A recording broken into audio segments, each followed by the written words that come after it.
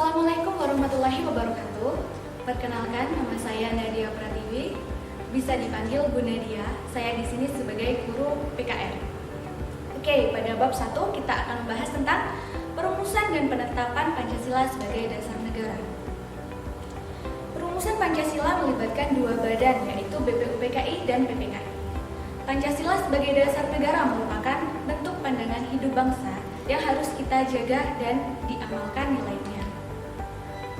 Pada bab pertama ini kita akan membahas tentang perumusan Pancasila sebagai dasar negara, penetapan Pancasila sebagai dasar negara, dan semangat pendiri negara dalam merumuskan dan menetapkan Pancasila sebagai dasar negara. Tapi pada video kali ini kita akan membahas dua submateri, yaitu perumusan Pancasila sebagai dasar negara dan penetapan Pancasila sebagai dasar negara.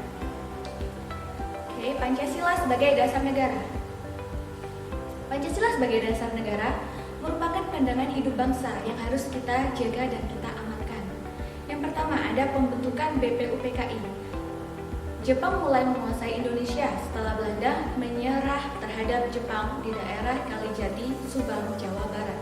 Tepatnya pada tanggal 8 Maret 1945. Semboyan yang dimiliki Jepang yaitu Jepang Pelindung Asia, Jepang Pemimpin Asia, dan Jepang Cahaya Asia. Jepang menguras kekayaan dan tenaga bangsa Indonesia, tapi penjajahan tersebut tidak menyurutkan semangat bangsa Indonesia untuk merdeka. Pada bulan September tahun 1944, Perdana Menteri Jepang Kasio di dalam sidang parlemen mengatakan bahwa Jepang akan memberikan kemerdekaan bagi bangsa Indonesia. Sehingga pada tanggal 1 Maret 1945 dibentuklah BPUPKI atau Badan Penyelidik Usaha-Usaha Persiapan Kemerdekaan Indonesia yang dikenal dengan Dokuritsu Junbicho Sakai. BPUPKI memiliki anggota sebanyak 62 yang terdiri dari banyak tokoh bangsa Indonesia dan 7 perwakilan dari Jepang.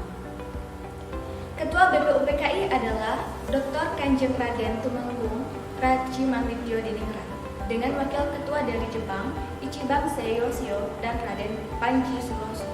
BPUPKI mengadakan sidang sebanyak 2 kali resmi dan 1 kali sidang tidak resmi.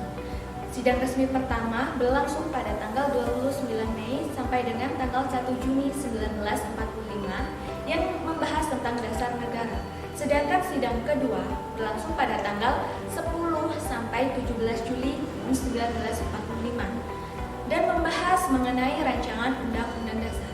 Sidang BPUPKI dilaksanakan di gedung Chosani-in dan saat ini gedung itu dikenal dengan sebutan Gedung Pancasila.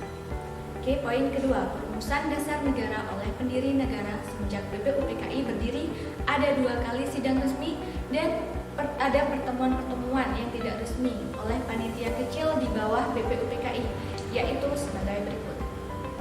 A. Sidang resmi pertama yang terjadi pada tanggal 29 Mei sampai 1 Juli 1945. B. Masa antara sidang resmi pertama dan sidang kedua. C. Masa persidangan kedua tanggal 10 sampai 16 Juli tahun 1945. Kita akan membahas poin A terlebih dahulu. Yang pertama, sidang tanggal 29 Mei tahun 1945. Muhammad Yamin berpidato mengemukakan gagasan mengenai rumusan 5 dasar negara Republik Indonesia, yaitu sebagai berikut. Yang pertama, peri kebangsaan, yang kedua, peri kemanusiaan, yang ketiga, peri ketuhanan, yang keempat, peri kerakyatan, dan yang terakhir, kesejahteraan rakyat. Dan yang kedua, sidang pertama pada tanggal 31 Mei 1945, Dr. Supomo mengemukakan gagasan yang dinamakan Dasar Negara Indonesia Merdeka, yaitu persatuan, kekeluargaan, mufakat dan demokrasi, musyawarah, dan yang terakhir keadilan sosial. Dan yang sidang pertama, yang ketiga, yaitu tanggal 1 Juni tahun 1945, R. Soekarno berpidato mengemukakan gagasan yang dinamakan Pancasila, yaitu kebangsaan Indonesia.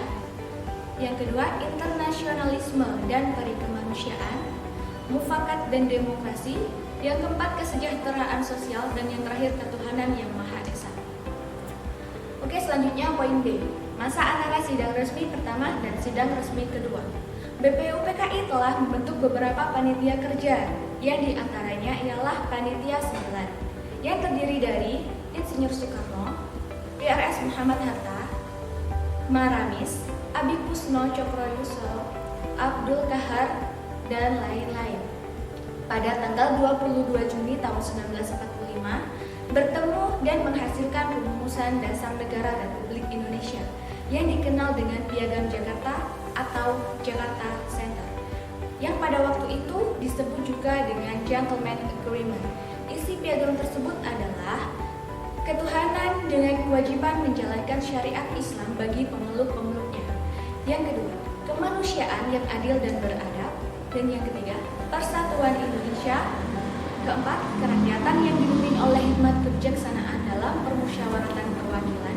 Dan yang kelima, keadilan sosial bagi seluruh rakyat Indonesia. Latar belakang perubahan sila pertama merupakan adanya usulan yang diterima oleh Muhammad Hatta dari Ofsir Kaigun, Angkatan Laut Jepang. Mereka memberitahukan bahwa wakil-wakil Protestan dan Katolik dari wilayah yang dikuasai oleh Angkatan Laut Jepang merasa keberatan atas sila ketuhanan dengan kewajiban menjalankan syariat Islam bagi pemeluk-pemeluknya. Setelah bermusyawarah dan mencapai mufakat untuk mengganti sila tersebut menjadi ketuhanan yang Maha Esa. Oke, yang ketiga, poin C. Masa persidangan kedua pada tanggal 10 sampai 16 Juli tahun 1945. Sidang kedua BPUPKI dilaksanakan pada tanggal 10 Juli sampai 17 Juli 1945.